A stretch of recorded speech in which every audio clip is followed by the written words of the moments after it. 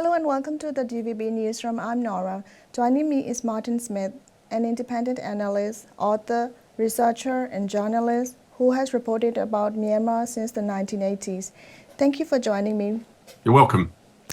The Transnational Institute recently released a series of podcasts narrated by you called The Conflict Trap. Can you explain the concept behind it? Well, the background to this is that I've been writing about the country for many years. I was first there in the late 70s and began doing this more seriously in the 80s. And while I was traveling, of course, I could meet a lot of people, veterans, people who've been involved in Burma's independence, people who've been in opposition or people who've been in the government for many years. And of course, I put that eventually into a book, and then it centered my interest in the region and on Burma, Myanmar. I am a historian by my education and background. And at that time, I realized that the country had been very little reported. It was very closed off under Ne Win's Burmese way to socialism. And I had quite a bit of experience of Eastern Europe, so I knew what closed societies looked like. So I decided, well, I'll have to put this into a book. And that's what's eventually happened. And then from the book, at that time, when there was coming out, I also did television work and so on. There was the 1988 events, and Burma went from being one of the least known countries in the world to one of the ones on the international front page of concern about human rights abuses, military government transition. So that's how sort of I didn't intentionally follow this route, but that's what happened. And I've stuck with it because Burma's been through many traumatic times. And I think as the isolation of the country dissipated, there were not only medical people, aid people, political people helping or supporting transition, but there was also still a lot of need for information. And I would say after about 2011, when the country opened up more, that special need that maybe foreigners had been privileged that they could travel where Burmese people very often couldn't, and unless they really were secure wherever they went, whether it was in the government area, opposition area, wherever you went, you had to be very secure. And so when the events of 2021 happened, a new generation came up, and a lot of young people started asking questions, but they were different. They weren't like the earlier generation say, please, can you tell us what's going on, what we should do? No, they just wanted to learn more about their history, draw their own conclusions and move on. And I began to get asked quite a lot by young people to reflect on some of these earlier things, especially anecdotally. They didn't want long analysis. They wanted anecdotes, explanations, knowledge about who people were. And it was out of that, with the Transnational Institute and also with some of the young people, they requested me, well, could you just talk about this and do a podcast? And that was made into a podcast series. So that was really how it all came about. I hadn't planned it, but actually it came in response to questions to just talk about that. And it allowed me to talk about some of the concepts like conflict trap, insurgency as a way of life, frozen conflicts, about the peace process, many of these things I've written about. So that is what the podcast series is all about. Mm-hmm. As a writer, how do you feel about using the medium of audio to share these stories with the new generation? It's a very good question, because we in the media have to remain on our toes all the time about the changing media and what works and the changing generations. So I can just mention one funny thing is that older people tend not to want music breaking up what is being said, whereas I'm told younger people like the music. So they find it interesting and it breaks up the thing into smaller sound bites, whereas older people often like to listen to something at length without distractions. So you can get something simple like that. I think that not simply Burma, Myanmar, the whole world, as we're now seeing in international events, is being changed by the way media is reported. When I started, it was very much the old-fashioned media where you had, people like the BBC being sort of worldwide oracles on what was happening regarded as independence, and you had the standard media, whereas a country like Burma had no media. And then, of course, in the 90s, social media began to spread digital media. And of course, since the last decade, it's exploded, and you have these paradoxes, whereas many people in the West now are fairly cautious about big social media groups like X or Facebook because of who owns them and how they're being used. Whereas you find a country like Myanmar went from having no internet to having Facebook. Facebook became the medium. So for journalists and so on, we have to remain on our toes all the time.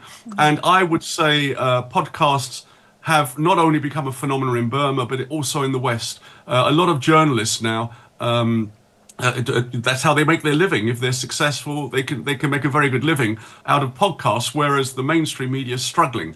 My only personal comment is that while I do enjoy podcasts, I do worry that it's very easy to appear clever in a podcast. It's commentaries. And as a journalist, you learn very early on that, commentary is cheap, fact is expensive. It's very easy to have an opinion, very difficult if you have to go out at the front line, out into the field, do your research, understand from the people. So one of the things, certainly Transnational Institute and a lot of the groups in Burma are very keen on working at the grassroots, not having top-down approaches to discussing the problems. They really think it's important that voices on the ground can be heard, and that's indeed where digital media is very effective. Mm-hmm. You have written a tremendous amount about Myanmar over the last 40 years. What is it that first drew you to the country? That's very good question. It's the question I probably get asked the most, and I wouldn't say there's any particular event about Burma in a more general sense. In a personal sense, when I was a student, there was a famous British journalist called Adrian Cowell, who later I met and indeed became a very good friend, very, very helpful. And in the 1960s and 70s, Adrian was one of the few people who, as a journalist, had gone into Burma with a film crew, and he spent a long time in the country. He even got trapped in Shan State for about 18 months. And his documentaries, there was a trilogy about the opium trade, and that was shown on British television when I was a student. So I think that did actually register a mark. And then what, of course, drew me more was that my wife and I were visiting in 1977, and we were on a train going up to Taungoo, and there was an elderly gentleman in the train carriage, and he pointed out of the window and he said, up in the hills there, the Karens live, and they've got their own prime minister.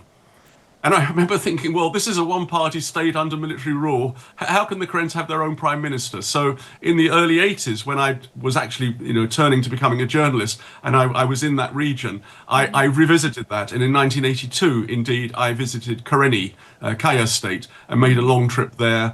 And I was able to see for the first time the realities that there was a kind of mythical Burma, which was the Burmese way to socialism, a fascist Disneyland, some people called it. Don't believe anything you see, because it was just a one-party state which controlled the center of the country. And I was able to visit other parts of the country, seeing how the trade worked, how people were suffering, how people survived, how people were desperate for change. And, it's very sad to reflect that 40 years later, that kind of basic fundamental problem of conflict resolution, peace, inclusion for all people's representation has still not been solved, except the desire for the people is so strong and the spirit has never gone away. Your book, Burma, Insurgency and the Politics of Ethnicity, has been regarded as a quintessential read on Myanmar and its ethnic nationalities. How long did it take you to write the book? It took actually much longer than I expected. It took I would say, in total, nearly a decade. But it was actually finished in 1988. And then the democracy uprising happened. So that postponed it for a few years. The Communist Party of Burma collapsed. There was a general election. There were many reasons not to bring out a book which was trying to be comprehensive. It was really trying to map all the conflicts, all of the history of Burma. So it took me a long time. I should also say that, I am a historian. I did a lot of studies in historiography when I was young. And so piecing together evidence, doing research, even archaeology was something I was familiar with. What I didn't expect in Burma was that everything was anecdote. I remember, many years later meeting somebody from the World Bank, and I was saying, look, my writing's taking a long time because there is no books. There's nothing you can go to. And the World Bank person said, well, don't worry, it's the same for us. The economy's all anecdote as well.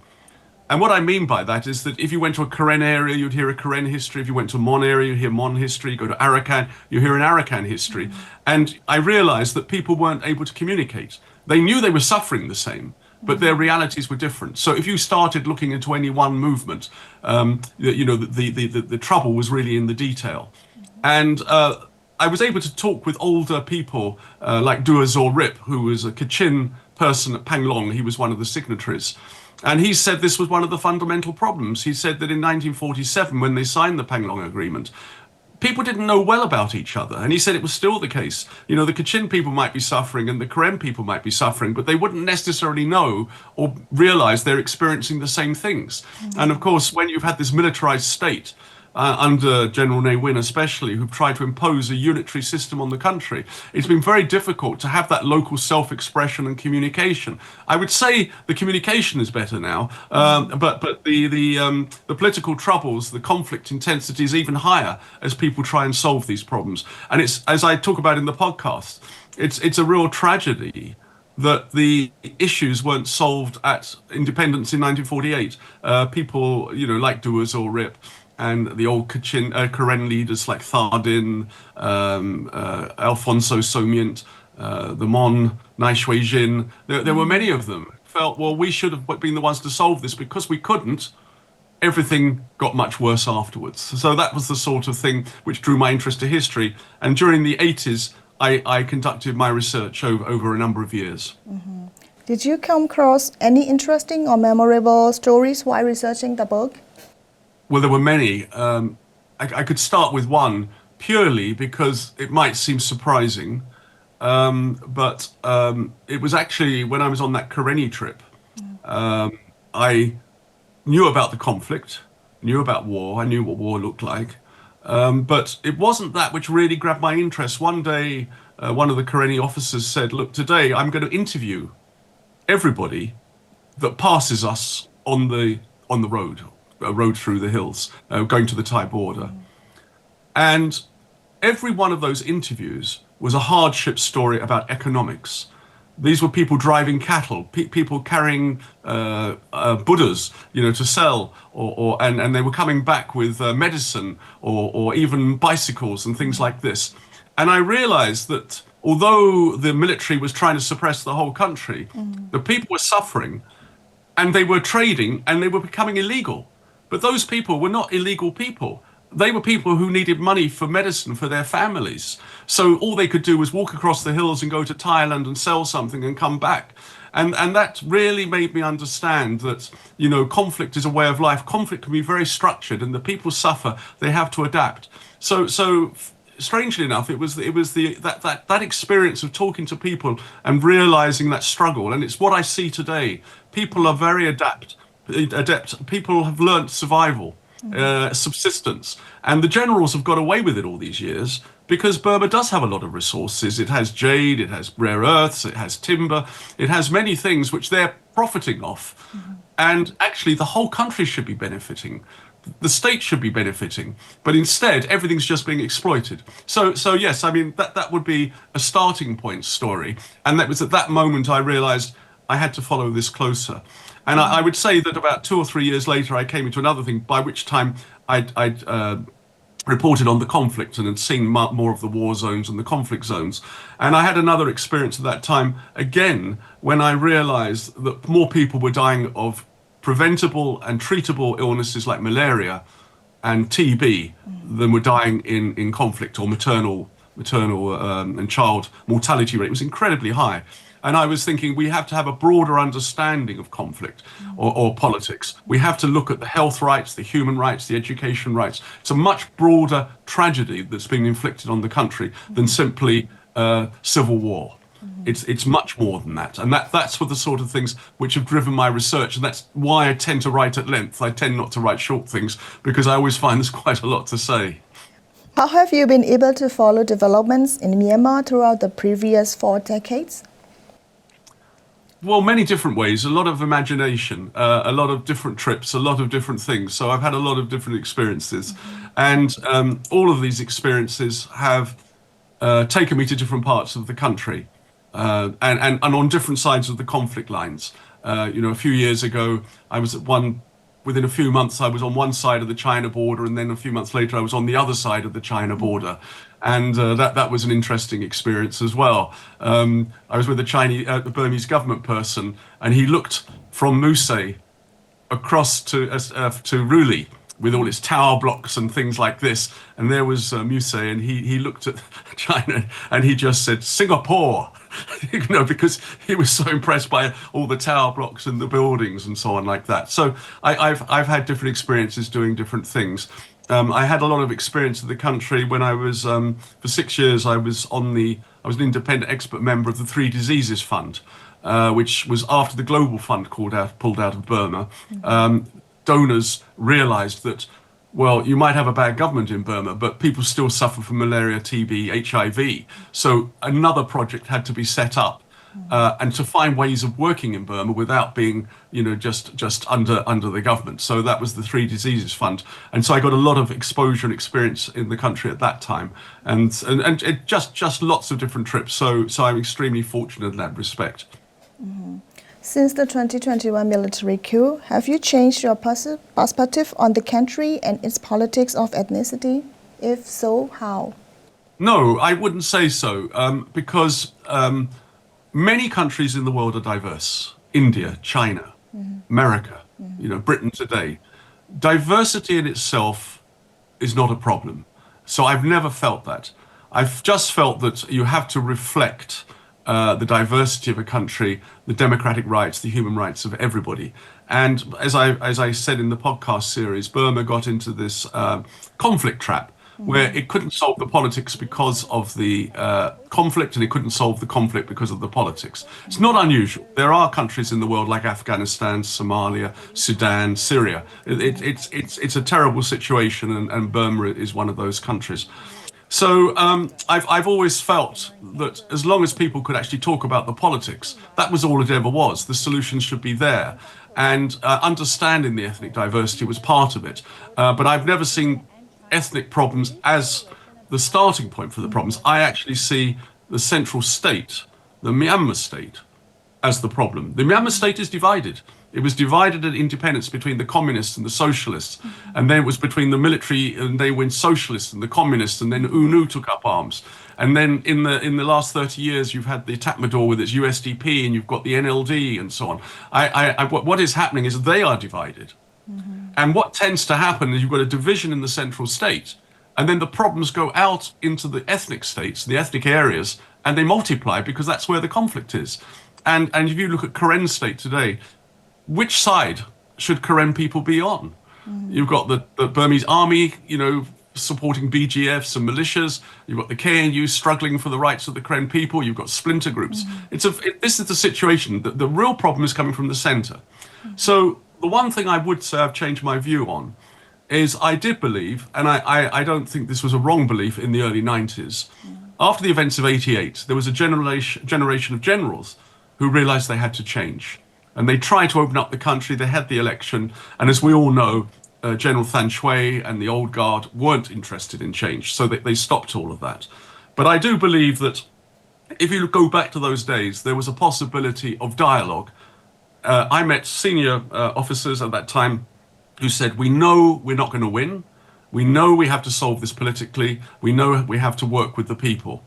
And unfortunately, they set up their own process, which was the National Convention, so they excluded a lot of people. So it was never going to work, and the result was the 2008 Constitution. It wasn't an answer. You almost had the same thing in the last decade with the NLD and President Thein Sein. They set up their process, but again, they excluded certain groups like Arakan, Ta'ang, Kachin.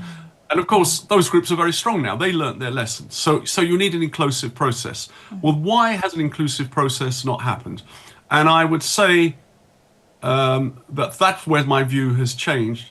I do believe that the present Tatmadaw Sit-Tat leadership is the central problem. It might have seen itself as a solution back in the 50s when the politicians didn't solve the country, but it has grown into its own institution. It only cares about itself.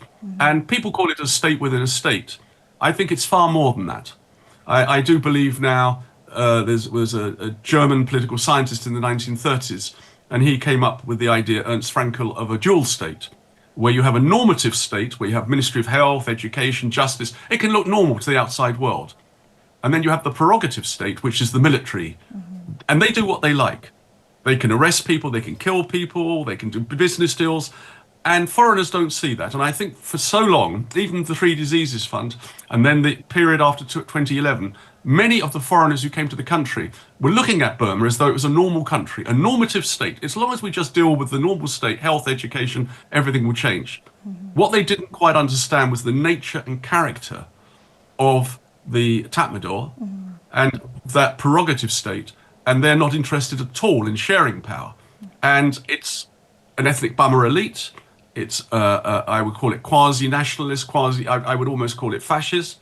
It's got its trainings back in the Second World War from Imperial Japan, this ruthless way to treat civilian populations, how they, if they don't trust villagers, they'll burn the whole village down, they might kill people. This kind of behavior is so rampant now. As someone who's followed the country so long, I can't keep quiet about it. It's not a question of saying, well, there's a war and there are two sides in the war. We're looking at something systemic, which goes back to 1958, really, the first military caretaker administration, and it's refined itself.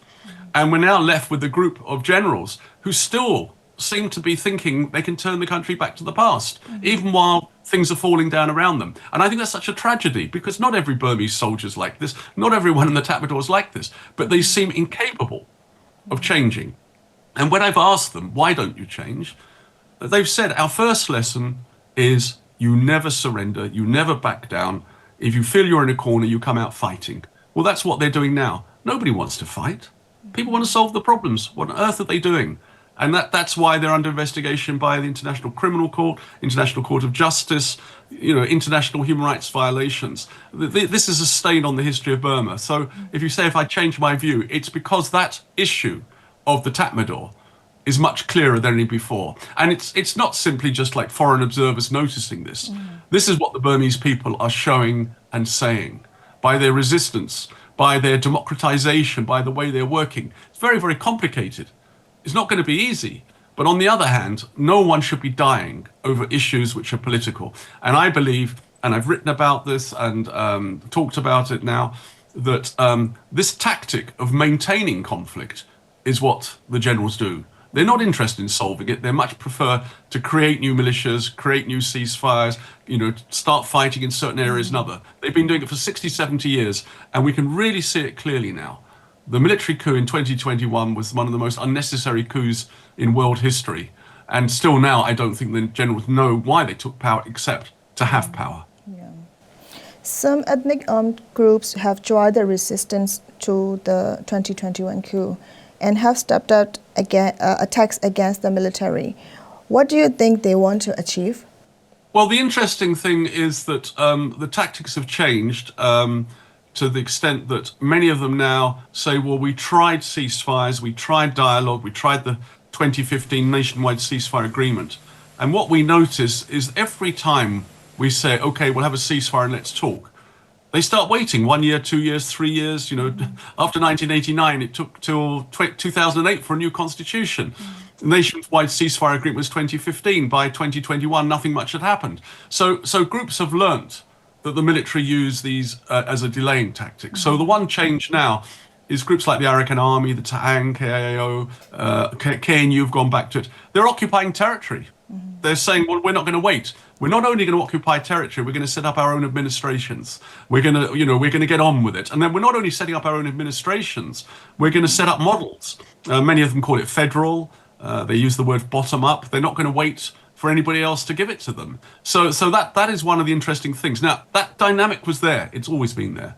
It's not like liberated zones and mini-states are new. They've been there since 1948. What I would say is that there's greater vision, greater discussion, and I think a lot of these people from the CDM, the Generation Z, the younger people are much more interested in this than the previous generation. So you've now got kind of like a joining between some of the older ethnic armed organizations, which go back to the parliamentary era, the Karenni, Mon, Kachin, Karen, Pa'o, all go back that long. So we're talking about veteran organizations, and you've got this new influx in the modern world, and they're trying to make sure that Burma, Myanmar, is solving its problems for the 21st century. So you could say that the war in Burma is a 20th century war, but we're now in the 21st century. So is this going to be the generation which brings Burma into the 21st century? Because if there isn't unity, if there isn't a political solution, Burma is going to be so vulnerable internationally with its resources, with China and Thailand and India. There's many other countries very interested in what Burma has. And if the Burmese people themselves are not able to work together to solve these problems, well, there are going to be neighboring powers which exploit that and utilize it. Could this be a turning point in Myanmar's long history of ethnic conflicts? It's already been a turning point. Rather like 1988 was a turning point, because that brought to an end the Burmese way to socialism, and nothing was going to go back to that. 2021 has been a turning point in exposing the sort of things I've been talking about the nature of military rule, but also the potential for the country for change. And we're now 4 years down that road, and the military, they use time as a tactic. The longer they can delay things, the more they think they can change things to their advantage. But of course, that's not happening. They're losing territory. This is different. So again, there's a turning point. So the question is, will people in the military wake up at some stage soon and say, look, enough's enough. We're going to have to be our own turning point. And I can't see that at the moment, but that's the only way out. The Burmese people have made the turning point. There's no respect left for the Tatmadaw. There's no respect left for what they're doing, purely because they can't explain themselves. They only react with violence towards the people. The degree of cynicism where towns and villages are being bombed. It's not hurting the EAOs. They can deal with this kind of thing. You look at Iraq. America bombed Iraq, but they didn't destroy resistance on the ground. It doesn't work like that in war. But the civilians will suffer. And to think that in the 21st century, there is a country in Southeast Asia where the government, the military or the quasi-government, is bombing its own people on such scale. It's hard to fathom. You couldn't imagine this happening in Thailand or Malaysia or Indonesia. You just couldn't imagine it. So how can this be happening in Burma? It really is something we should never get used to, because every day is a perpetration of gross human rights abuses. Ethnic nationalities in Myanmar, including the Rohingya, have borne the brunt of the military's brutal crackdowns. Have most Myanmar people only come to realize this following the coup? I don't think so. It's again one of these very difficult questions.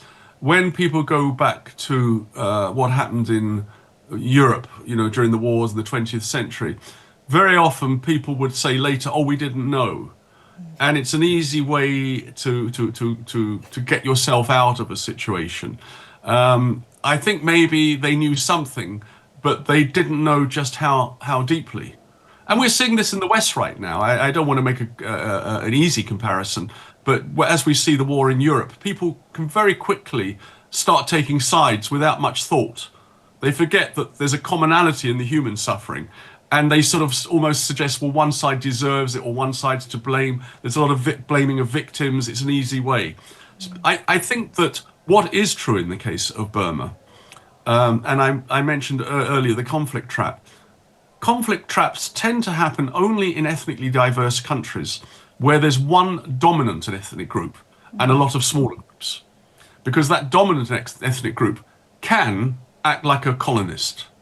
The British colonized Burma, and you could argue after the British left, the Burma elite, the politicians and the military, they sought to colonize the ethnic states. They never gave the freedoms and democratic rights promised under the Panglong Agreement, and the 47 Constitution didn't really deal with these issues. So you could say that collectively the central state of Burma and the elite there have never really understood it. I mean, I've had Burmese leaders say to me, "Oh, we understand the minorities, they're like our little brothers."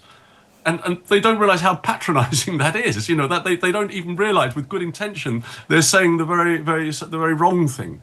So I know I'm sitting on the fence on this one a bit, because I think genuinely people don't know things, and you can't hold everybody responsible. But I do think the political elite in Burma, the economic elite, the political elite, they've known very well.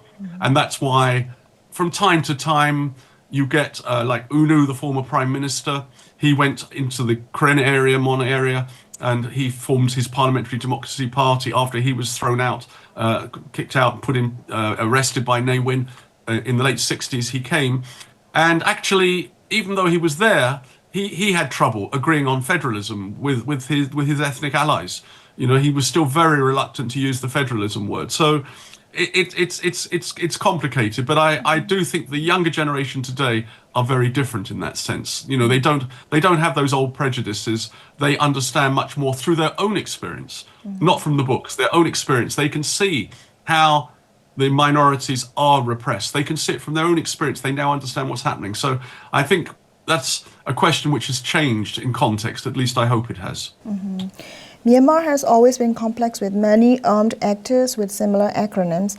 What do you think about all the new armed groups which have come together since the uprising to the coup? Yes, it's kind of like conflict cycles. So there's always been these conflict cycles. The big ones were 48, 62, 88, and now 2021.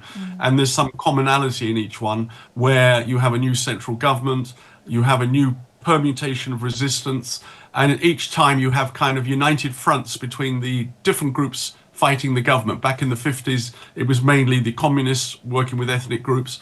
After 62, you had both the communists and the UNU's group. After 88, you had people from the NLD, the NCGUB, who formed a parallel government, the NCUB as well. And after 2021, we've got the NUG. So you get these patterns. I think one difference is the extent to which the ethnic groups in this new permutation have stepped up their own struggles. And they've done it in a ways which took many people by surprise. If we go back just a decade, the Tatmadaw was saying, oh, we don't need to include the Arakan Army or the Taang National Liberation Army or the Kokang. You know, they're nothing, they're small groups, you know, we've defeated them, they don't count. And now they're, you know, amongst the strongest groups in the country. So that doesn't happen by chance. It happens because they've got popular support. It happens because the people feel excluded. And there's a strong lesson for the military and anybody in Burma. Don't ignore people. You know, if you don't ignore people and they're struggling and suffering, you know, Arakan is not just the Rohingya, the Rakhine. It should be one of the most prosperous regions in Southeast Asia, let alone in Burma. And it's become one of the poorest. So something's gone very wrong since independence. So I think that is one of the dynamics. The ethnic groups are much stronger now. You've got these new models, like in Kachin State, Karenni, forming Mon, forming federal councils. They're trying to network, not simply as ethnic armed groups. They're trying to network with civil society groups, political parties, and other groups to form their own administration. So that is a very interesting phenomena. And then you have the question that many people always talk about is the NUG. Well, the NUG is another element in the struggle. It's very easy to criticize groups for not being successful, but who is being successful in Burma? It goes on year after year, the strain, the stress, the determination, and the human loss, the suffering. I mean, just to give us statistics, without wanting to be melodramatic, it's often forgotten that Burma today is on the same page of conflict, division, and humanitarian emergency as Ukraine, or Syria, or Sudan, and even Gaza, Palestine. We're talking about over 4 million refugees and IDPs. We're talking about over 20,000 political prisoners. We're talking about half the population living in poverty. And then we've got maybe over 20,000 people who've died in the conflict zones. Over 6,000 civilians have been killed by the security services. I mean, the list goes on and on and on. So this is a terrible situation which people are struggling to survive. And really, the international community, as we're seeing generally in the world, has gone to sleep. The United Nations has had a special envoy on Burma since 1992. And yet 30 years plus later, we have to ask, what cohesion, what effect is the United Nations bringing to the country today? What cohesion, what effect is ASEAN bringing to the country? We're always hearing about a new name, someone's going to save it, they have a new plan. Well, it's like they're learning nothing. It's like everybody arrives and think, oh, well, now I've arrived. I'm going to change things. There's an old joke, Tom Stoppard, who was a British playwright. He said, with foreign journalists, the most important thing in any foreign news story, in their view, is their arrival to report it. And I feel this is how the international community face Burma. The minute somebody arrives, they think, oh, we're here, we're going to solve this, and it looks to them a glittering prize. They don't realize that the Burmese people are struggling to solve it. There are ways to solve it, and it can be done, but it needs a much more cohesive and understanding international effect. Thank you for joining me in the DVB Newsroom today, Martin. Thank you, you're welcome.